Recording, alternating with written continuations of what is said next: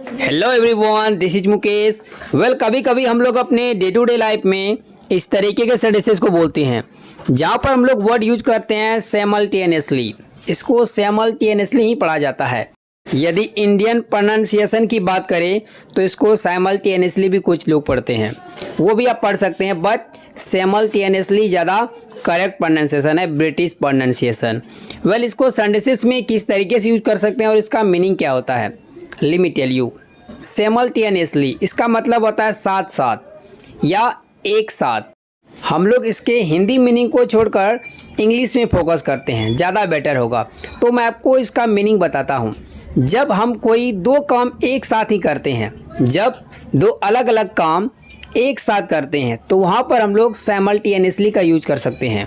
और यूज करते हैं, कर क्या सकते हैं, साइमल्टेनियसली का यूज हम लोग सेंटेंसेस के मिडिल में, बीच में और सेंटेंसेस के आखिरी में, एंड में भी कर सकते हैं। हिंदी के एक दो सेंटेंसेस मैं आपको बताता हूँ। मैं पढ़ता हूँ, साथ साथ पढ़ाता भी हूँ। यहाँ दो काम एक ही साथ चल रहा है पैरेलल में, पढ़ाने का काम और पढ़ने का काम। वह टीवी देखती है और साथ ही साथ खाती है। तो कहने का मतलब दो काम एक साथ हो रहा है। तो यहाँ पर हम लोग वर्ड साइमल्टेनियसली का यूज करते हैं। संगीत कार्यक्रम का प्रसारण टीवी और रेडियो में एक साथ किया जाएगा या एक ही समय किया जाएगा या साथ साथ किया जाएगा। तो इसको इंग्लिश में बोलेंगे, the concert will be broadcast simultaneously on TV and radio. The concert will be broadcast simultaneously on TV and radio. You can also say the concert will be broadcast on TV and radio simultaneously. Next sentence, एक ही समय में मैं पढ़ रहा हूँ और पढ़ा भी रहा हूँ। तो इस सेंटेंस के लिए बोलेंगे, I'm studying simultaneously teaching. I'm studying simultaneously teaching.